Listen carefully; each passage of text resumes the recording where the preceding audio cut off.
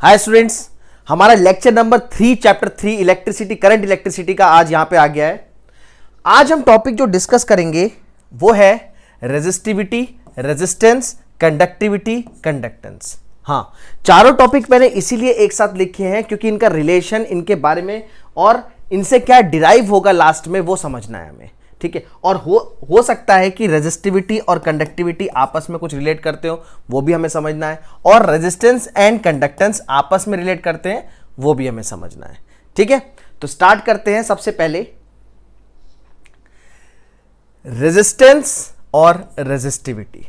देखो, रेजिस्टेंस कुछ इस तरीके का दिखता है, जो अगर आप रियलिटी में इलेक्ट्रिकल कंपोनेंट देखोगे, इलेक्ट्रिकल रेजिस्टेंस, तो कुछ इस तरीके का दिखेगा, जिसमें ये जो कलर है, ये अलग अलग कलर दिख रहे हैं, ये भी कुछ ना कुछ सिग्निफाई करते हैं, जो हम आगे लेक्चर 6 में पढ़ेंगे, कलर कोड। ठीक है, रेजिस्टिविटी क्या होता है ये क्लास 10th में आप लोग एक बार पढ़ चुके हो ऑलरेडी। आप लोग को याद होगा R is equals to rho L by A calculate करा था हमने क्लास 10th में। ये क्या था? Factors on which resistance depend, length के डायरेक्टली प्रोपोर्शनल, एरिया के इनवर्सली प्रोपोर्शनल। तो यहां पे जो ये रो था ना, दिस वाज रेजिस्टिविटी।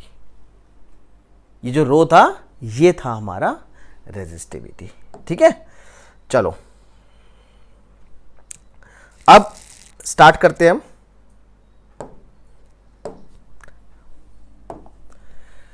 सबसे पहले देखो, टॉपिक को सेपरेटली पढ़ाने से बेटर है, मैंने क्या किया है, इसको दोनों को डिफरेंशिएट के फॉर्म में लिख दिया है ऑलरेडी। इससे फायदा क्या मिलेगा आपको कि रेजिस्टेंस और रेजिस्टिविटी के बारे में भी समझ में आ जाएगा, प्लस डिफरेंशिएट भी समझ में आ जाएगा एक ही बार में, जिसे कहते हैं एक पंथ दो काज। अब देखो, रेजिस्टेंस आपको मैंने ऑलरेडी बता दिया है कि रेजिस्टेंस कुछ इस तरीके का दिखता है, कलर कोड हम बाद में पढ़ेंगे। ठीक है, सबसे पहले रेजिस्टेंस होता क्या है? It is the property of an object. क्या होता है? It is the property of an object. ठीक है, किसी भी ऑब्जेक्ट की प्रॉपर्टी रेजिस्टेंस है जो वेरी कर सकती है according to the conditions. Resistivity क्या होता है? It is the property of material. ठीक है, अब फॉर्मूले पे आते हैं। देखो, रेजिस्टेंस का फॉर्मूला सिंपली आपने V is equal to I R पढ़ा है, तो यहां से R is equal to V by I. हमारा ये एक फॉर्मूला है जो ऑलरेडी आपको पता है। ठीक है, ओम्स लॉ से पढ़ते हुए आ रहे हैं। दूसरा जो हमने पढ़ा था फैक्टर्स के बेसिस पे, दूसरा फॉर्मूला था R is equals to rho L by A. ठीक है, ये दो तो बेसिक मेन फॉर्मूले थे, लेकिन इनके अलावा भी अभी इसी लेक्चर के लास्ट पार्ट में हम डिराइव करेंगे नंबर डेंसिटी और दूसरे चीजों के टर्म्स में, तो वो फॉर्मूला भी मैं आपको बता देता हूं। रेजिस्टेंस का एक फॉर्मूला और होता है, ठीक है, और वो फॉर्मूला होता है R is equal to M L by N E square tau into A. ध्यान रखना, ये फॉर्मूला अभी मैंने लिख दिया है, बट हम इसको डिराइव करेंगे लास्ट में, डिराइव्ड एट लास्ट। ठीक है, अभी इसी लेक्चर के लास्ट में डिराइव करेंगे। ये इंपॉर्टेंट है जो अब यहां पे यूज होगा। ये तो बेसिक 10th वाले फॉर्मूले थे, ये जो थे this you have studied in class 10th। अब ये वाले फॉर्मूले हैं। अब देखो, ये हमारे length, area, average relaxation time, number density, electron, इन चीज़ों पे डिपेंड करता है। ये कैसे डिपेंड करता है, कहाँ से निकला, ये हम बात करेंगे लास्ट लेक्चर में। ठीक है, सेम अगर हम यहाँ पे देखें, ठीक है, रेजिस्टिविटी के फॉर्मूले में, रेजिस्टिविटी का फॉर्मूला भी आपको बहुत अच्छी तरीके से आता है। Rho is equals to R into A by L. यहां पे हम ऑलरेडी लिख चुके हैं, यहीं से निकला है। देखो, रो है, ए को, एरिया को उधर ले जाओ, R इंटू ए और L नीचे आ जाएगा। तो यहां से रेजिस्टिविटी का एक फॉर्मूला जो हम ऑलरेडी पढ़ चुके हैं। ठीक है, दूसरा फॉर्मूला, अच्छा यहां पे हम ये भी लिख सकते हैं, R क्या होता है? V is equals to I R होता है, तो R is equals to V by I. तो V बाई आई को R की जगह यूज कर लेंगे तो ये फॉर्मूला ऐसे बन जाएगा। कैसे बन जाएगा? V by I into A by L. देखो, ये सब वेरी हमें तब काम आएगा जब हमें न्यूमेरिकल में मान लो कि R ना दे के हमें V और I गिवन हो, आप सेपरेटली निकालोगे उसके बेटर, यहाँ पे डायरेक्ट भी पुट कर सकते हो। ठीक है, it's not a big deal. लेकिन इस फॉर्मूले के अलावा अब जो नेक्स्ट फॉर्मूला है हमारा, जैसे हमने ये निकाला था, इस तरीके से सेम हमारा रेजिस्टिविटी का भी फॉर्मूला आएगा, और वो आएगा हमारा रेजिस्टिविटी का rho is equals to m by N E square tau. दोनों में क्या डिफरेंस आ रहा है? दोनों में क्या डिफरेंस आ रहा है? L बाई ए एक्स्ट्रा है। याद रखने का सिंपल तरीका, रेजिस्टेंस वाले केस में L बाई ए जुड़ जाएगा, बाकी फॉर्मूला पूरा का पूरा वही है। क्लियर है? चलिए आगे बढ़ते हैं। एसआई यूनिट, रेजिस्टेंस की एसआई यूनिट बहुत सब बच्चे को पता है, ओम। क्लास 10th में पढ़ते आ रहे हो, सारे रेजिस्टेंस को हम लिखते भी ओम में है। रेजिस्टिविटी क्या होता है? ठीक है, देखो रेजिस्टिविटी होता है रेजिस्टेंस पर यूनिट लेंथ। ठीक है, तो यहां पे इसकी जो एसआई यूनिट हो जाएगी, इसे मैं थोड़ा यहां लिख रहा हूं, इसकी जो एसआई यूनिट हो जाएगी वो हो जाएगी ओम मीटर। यहां पे अभी हमने मेन तो प्रॉपर्टी ऑफ एन ऑब्जेक्ट ही बताया था, बट इसको हम इस तरीके से भी डिफाइन कर सकते हैं, रेजिस्टेंस पर यूनिट लेंथ। मतलब देखो रेजिस्टिविटी होता क्या है, कोई भी कंडक्टर है, कोई भी कंडक्टर है, इसके एक यूनिट लेंथ में, एक यूनिट लेंथ में, 1 यूनिट लेंथ में कितना रेजिस्टेंस है, 1 यूनिट लेंथ में कितना रेजिस्टेंस है, वही उसकी रेजिस्टिविटी होती है। ठीक है, और नेचर दोनों का ही स्केलर, दोनों का ही नेचर स्केलर होता है, रेजिस्टेंस भी और रेजिस्टिविटी भी। ठीक है, चलिए आगे बढ़ते हैं। Factors on which they depend, क्या क्या फैक्टर्स है जिन पर ये डिपेंड होते हैं? अच्छा, पीछे का ही डिफरेंशिएट प्रॉपर चल रहा है ये। ठीक है, ये जो डिफरेंशिएट है, देखो इस साइड लेफ्ट साइड हमारा रेजिस्टेंस है, राइट साइड रेजिस्टिविटी है, तो यहां पे लेफ्ट साइड वाला हमारा जो है ये रेजिस्टेंस का पार्ट है, और राइट साइड वाला रेजिस्टिविटी। ठीक है, चलो फर्स्ट फैक्टर देखते हैं, directly proportional to length. Obvious सी बात है भाई, हमने पढ़ा हुआ है R is directly proportional to L। Next, inversely proportional to area, R is inversely proportional to area. ये भी देखो 10th वाला पार्ट है। ठीक है, ये पहला फैक्टर था, ये दूसरा फैक्टर है। तीसरा टेम्परेचर, टेम्परेचर बहुत इंपॉर्टेंट रोल प्ले करता है, it's a very important factor. इसी की वजह से हमारा जो नेक्स्ट लेक्चर आएगा, ठीक है, लेक्चर नंबर 3, 5, 5th लेक्चर जो आएगा वो पूरा इसी के बेस पे होगा, टेम्परेचर डिपेंडेंसी। ठीक है, वो बहुत इंपॉर्टेंट है, इसका पूरा हम देखेंगे कि अलॉयज में, मेटल्स में, कंडक्टर में, सेमीकंडक्टर में क्या क्या रोल प्ले करता है टेम्परेचर। लास्ट आता है नेचर ऑफ द मटेरियल। ठीक है, resistance nature of the material पे भी डिपेंड करता है। So it depends on shape and size.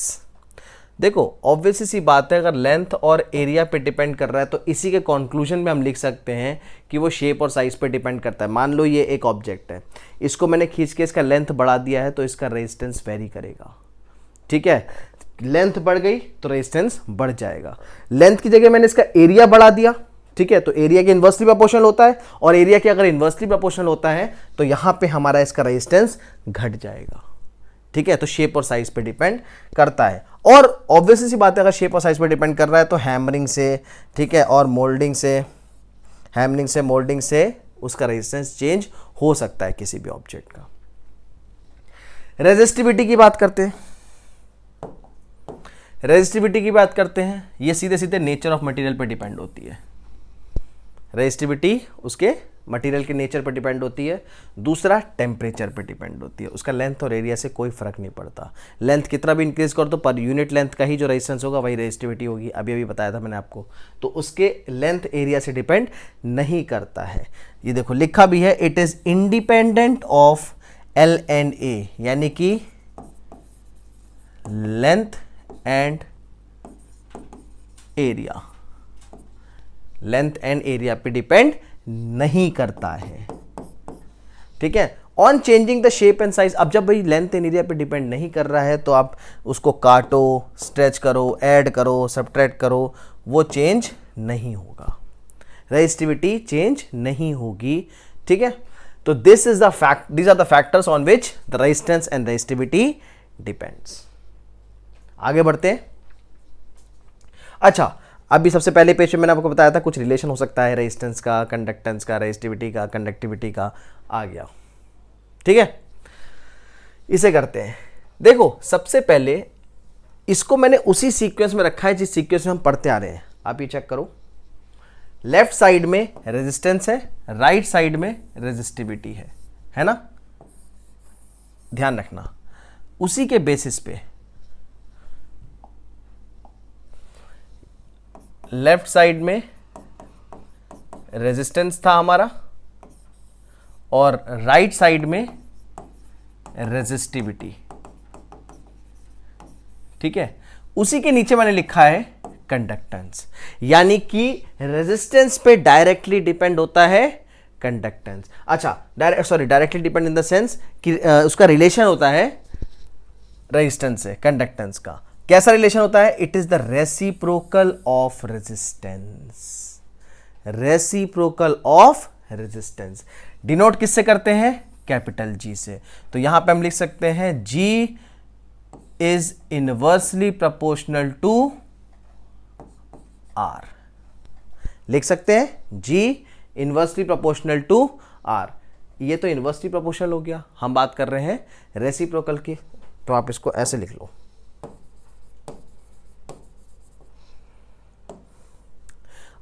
इसमें हम लिख सकते हैं G is equal to 1/R। ठीक है, चलिए फॉर्मूला क्या हो गया? G is equal to 1/R। अब देखो इस फॉर्मूले से काफी सारे फॉर्मूले निकाले जा सकते हैं। जितने भी R के फॉर्मूले यहां पुट कर दो, G का भी फॉर्मूला बन जाएगा। जैसे अभी पीछे हमने R का फॉर्मूला क्या पढ़ा था? R का फॉर्मूला हमने पढ़ा था, चलो इसी को यूज कर लेते हैं, रो L बाई ए को। सिंपल इसी को यूज कर लेते हैं। R क्या होता है? Rho L by A. तो G का फॉर्मूला ये भी बन गया, G is equal to 1/ρL by A. ठीक है, इसको भी पुट करोगे तो क्या आएगा? A ऊपर आ जाएगा, तो G is equals to A/ρL। एक फॉर्मूला ये भी बन गया। ठीक है, और R के जो दूसरे फॉर्मूले पढ़े उसको भी पुट कर सकते हैं according to the need of the question. Clear? ऐसा यूनिट। अब देखो कंडक्टेंस का केस में जो रेजिस्टेंस की यूनिट होगी उसी को इन्वर्स कर देते हैं। रेजिस्टेंस की यूनिट हमारी क्या होती है? ओम। तो ये क्या हो जाएगी? पर ओम। पर ओम को हम मो और साइमन भी कहते हैं। ठीक है, पर ओम को मो और साइमन भी कहते हैं। सेम चीज आ जाते हैं कंडक्टिविटी के केस में। चलो कंडक्टिविटी वाला भी देख लेते हैं। कंडक्टिविटी रेजिस्टिविटी के नीचे लिखिए, इसका मतलब it is reciprocal of resistivity. हम सेम लाइन में लिख रहे हैं। अगर आप कॉपी में नोट करोगे, आप सेम पेज में नोट करोगे तो सेम लाइन में आओगे। उससे ये याद रहेगा कि कंडक्टिविटी रेजिस्टिविटी का रेसिप्रोकल है और कंडक्टेंस रेजिस्टेंस का रेसिप्रोकल है। रेसिप्रोकल ऑफ रेजिस्टिविटी, तो यहां से फॉर्मूला क्या बन गया? देखो सिग्मा, इसको डिनोट करते हैं सिग्मा से। तो सिग्मा इज इक्वल्स टू 1/ρ। एक फॉर्मूला तो हमारा सीधा सीधा ये बन गया, सिग्मा इज इक्वल्स टू 1/ρ। अच्छा, रो का फॉर्मूला जो भी है उसको पुट कर सकते हैं। अच्छा, अब रो का फॉर्मूला एक तो यही आ गया R इंटू A/L। दूसरा अगर रो का फॉर्मूला आप निकालना चाहो तो हम ये भी निकाल सकते हैं। देखो हमने रो का फॉर्मूला क्या निकाला है? m/n(e²τ)। इस फॉर्मूले को यूज करते हैं। ठीक है, तो यहां से ये क्या हो गया? सिग्मा इज इक्वल टू 1/, ठीक है, रो की जगह m/n(e²τ), तो और ये बन जाएगा sigma is equal to n(e²τ)/m। मतलब अकॉर्डिंग टू द नीड आप फॉर्मूले को रिप्लेस कर सकते हो जहां पे जिसकी जरूरत है। ठीक है, ऐसा यूनिट वहां पे होती है ओम मीटर रेजिस्टिविटी की। यहां क्या हो जाएगी? पर ओम पर मीटर। ठीक है, और पर ओम को हम बोलते हैं मो। ठीक है, तो यहां पे इसी का फॉर्मूला क्या बन जाएगा? मो मीटर और साइमन मीटर। दोनों की ऐसा यूनिट, दोनों का फॉर्मूला, दोनों का रिलेशन, तीनों चीज क्लियर है आई होप। अच्छा, फैक्टर्स दोनों के सेम है। जो रेजिस्टेंस के फैक्टर्स थे वही कंडक्टेंस के होंगे, जो रेजिस्टिविटी के फैक्टर्स थे वही कंडक्टिविटी के। इसलिए मैंने आपको दोनों लिख दिया। ये चेंज होता है, ये चेंज नहीं होता है, ये पूरा मैंने क्लियरली लिख दिया है आपको। तो ये था हमारा लेक्चर नंबर 3 में रेजिस्टेंस और रेजिस्टिविटी के बारे में। अच्छा, इसमें एक रिलेशन जो, क्योंकि हालांकि मैंने ये रिलेशन आपको ऑलरेडी यहाँ पे यूज़ किया है, ये रो वाला और सिग्मा वाला, ठीक है, और कैपिटल आर वाला, तो इस रिलेशन को डिराइव करना सीखना है, क्योंकि ये रिलेशन कहाँ से आया, जैसे मैंने यहाँ पे रो की जगह यूज़ किया m/n² टाउ, तो ये रिलेशन कहाँ से आया ये आपको पता होना चाहिए। तो इसीलिए हम इसमें थोड़ा सा चीज़ और पढ़ रहे हैं, resistivity in terms of electron density that is n and average relaxation time that is tau. ठीक है, electron density with number density n and average relaxation time, उसके टर्म में हम रेजिस्टिविटी निकालने जा रहे हैं। चलो सबसे पहले देखो, आपके पास एक फॉर्मूला होता है R is equal to ρL/A, इसको मान लेते हैं हम फर्स्ट इक्वेशन। ठीक है, एक तो हम ये रिलेशन यूज करेंगे, दूसरा एक फॉर्मूला और होता है हमारे पास, E is equal to V/L, आपने पीछे पढ़ा होगा, तो यहां से हम लिख सकते हैं और V is equal to EL। इसे याद रखना है, इस रिलेशन को हम एक सिंपल से फॉर्मूले में यूज करेंगे और हमारा आंसर निकल जाएगा। सिंपल सा फॉर्मूला कौन सा है, using Ohm's law. Ohm's law क्या होता है, V is equal to IR। क्या हम यहां से V is equal to IR से R, देखो हमें निकालना क्या, रेजिस्टेंस, तो हम रेजिस्टिविटी, तो हम यहां से resistance R is equal to क्या लिख सकते हैं, V/I। अब इस रिलेशन में इसको यूज करो, V की जगह क्या लिख सकते हैं, EL, तो ये हो जाएगा हमारा, ठीक है, V की जगह हम यूज करेंगे EL, तो यहां से हम लिख सकते हैं EL/I। ठीक है, अब यहां पे एक चीज और यूज करेंगे, using I is equals to NEAVD। I hope ये आपको याद होगा, I is equals to NEAVD। कैसे आया ये, relation between current and drift velocity, ये पिछले लेक्चर में हमने कर रखा है, relation between current and drift velocity. VD क्या होता है, VD is drift velocity, VD क्या है, ड्रिफ्ट वेलोसिटी। तो ये हम रिलेशन यूज कर रहे हैं, I is equals to NEAVD, current और ड्रिफ्ट वेलोसिटी के बीच का रिलेशन। तो इस हिसाब से अब हमें क्या करना चाहिए, देखो I की वैल्यू यहां पे यूज कर लो, तो ये क्या बन गया, R is equal to EL divided by I की जगह NEAVD। ठीक है, अब यहां पे ड्रिफ्ट वेलोसिटी का एक्सप्रेशन यूज कर लेते हैं, यहां पे लिख लो, using VD is equals to NE। अच्छा, VD का ड्रिफ्ट वेलोसिटी का एक अपना एक्सप्रेशन है, ड्रिफ्ट वेलोसिटी का क्या होता है, सॉरी NE नहीं होगा, EE/m into tau. VD is equals to EE/m into tau. Drift velocity का एक्सप्रेशन जो हमने डिराइव किया था वो निकाले, वो यूज करेंगे, तो ये बन जाएगा हमारा R is equal to EL divided by NEA और VD की जगह EE/m इंटू टाउ। ठीक है, तो ये हो गया हमारा R इज इक्वल टू, अब देखो E कैंसिल और small into small E square, ये M डिनोमिनेटर में है, ये ऊपर चला जाएगा, तो ये आ जाएगा हमारा ML/N E into E square tau into A। एक फॉर्मूला तो ये बन गया।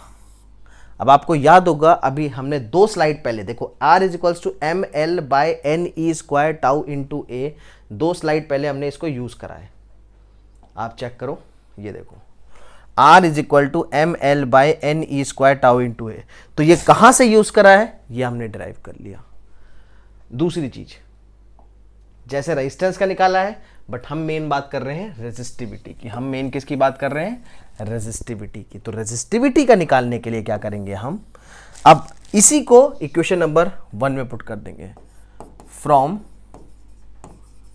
इक्वेशन 1। फ्रॉम इक्वेशन 1 R का फॉर्मूला क्या है, R is equal to ρL/A, और R की जगह हम ये पुट कर देंगे यहां पे। ठीक है, ये पुट करेंगे तो कितना आएगा, देखो R की जगह ML/NE square tau into A is equal to rho L by A. अब जो कैंसिल हो रहा है उसे काट दो, बचा हुआ आंसर। तो यहां से हमारा आंसर निकला है, देखो एल से एल कैंसिल, ए से ए कैंसिल, बचा क्या, rho is equal to M by N E square tau. अब ये वही फॉर्मूला है जो अभी अभी हमने पीछे रेजिस्टिविटी के लिए यूज किया था।